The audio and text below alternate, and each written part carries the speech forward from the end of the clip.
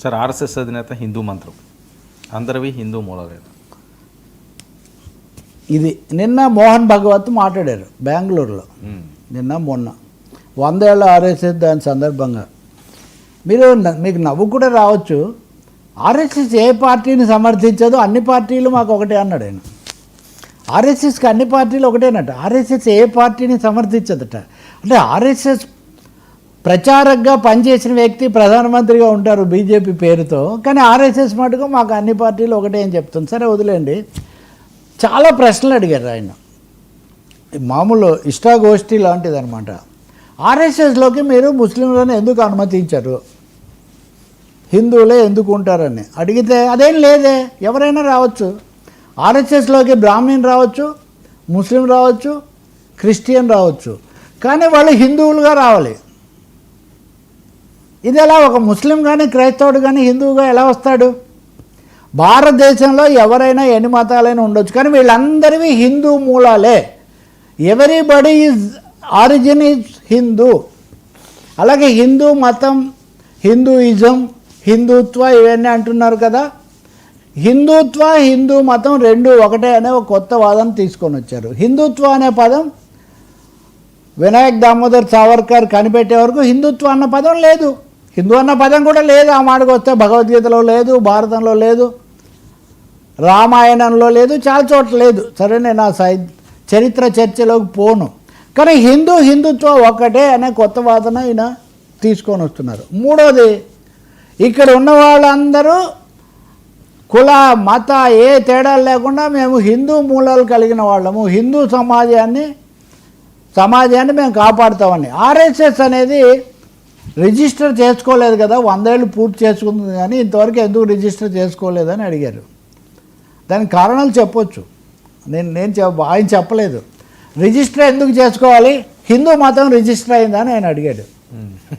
Sir జనాభా లెక్కల్లో భారత రాజ్యాంగంలో అన్ని మతాలు సమానం అన్నప్పుడు అందులో హిందూ మతం కూడా ఉందండి. ప్రధానమైన అతిపెద్ద మతం కావచ్చు ప్రపంచంలో, ఈ దేశంలో కూడా. కానీ దాని అర్థము మతాన్ని రిజిస్టర్ చేయరు, విశ్వాసాన్ని రిజిస్టర్ చేయరు, దేవుళ్ళని రిజిస్టర్ చేయరు. కానీ ఆయన ప్రశ్న ఏమని అడుగుతున్నాడంటే, మమ్మల్ని రద్దు చేశారు కదా, 3 సార్లు బ్యాన్ చేశారు, నిషేధించారు కదా, రిజిస్టర్ అయితే ఉంటేనే కదా వాళ్ళు రద్దు చేస్తారు కాబట్టి అనేది ఒక తర్కం, ఒక అర్థం లేని తర్కం తప్ప. రిజిస్టర్ ఎందుకు చేయరు అంటే, హిందూ విలువలను కాపాడుతాము, హిందూ సమాజం, మీరు హిందూ అన్న పదం దానికోసమే మా సంస్థ ఉంది అన్న మరుక్షణం మీరు మత సంస్థగాను రిజిస్టర్ చేసుకోవాలి, లేకపోతే ఊరుకోవాలి. మీరు రాజకీయ సాంస్కృతిక సంస్థ అనుకుంటూ ఒక మతం తరఫున మీరు ఉండకూడదు. అంటే మేము అందరి తరఫున అంటున్నా ఈ వాదన వినండి. అందరూ హిందువునే అనాలి అని ఒకవైపు చెప్తున్నారు, హిందూ అనేదానికి ప్రత్యేకత ఏమి లేదంటారు. ఇంత డొంక తిరుగుడు అవసరమా వర్మ గారు? మేము ఏ పార్టీని సమర్థించమంటే ఎవరైనా నమ్ముతారా? సంఘ పరివారం, RSS, BJP, we're proud of our links, we're proud of our heritage అని బీజేపీ నాయకులు చెప్తారు. కాబట్టి నిన్న ఆయన కుండ బద్దలు కొట్టి, మేము ఈ దేశంలో అందరినీ హిందువులుగానే పరిగణిస్తాము, అందరూ హిందూ మూలాల వైపే రావాలి, ఇంకా మిగతావన్నీ కూడా అంత అప్రస్తుతమైనవి అని చెప్పారు. ఇంకోటి, మేము బీజేపీకి ఇది ఒక థ్రెట్ కూడా, అన్ని పార్టీలు మాకు ఒకటే అని చెప్తున్నారంటే మాకు మీరు కుదరదు అనుకుంటే మేము వేరే దగ్గరికి పోతామని. ఇది మాట వరుసకే అనుకోండి, మా ప్రభావం ఇప్పుడు చాలా పెరిగింది.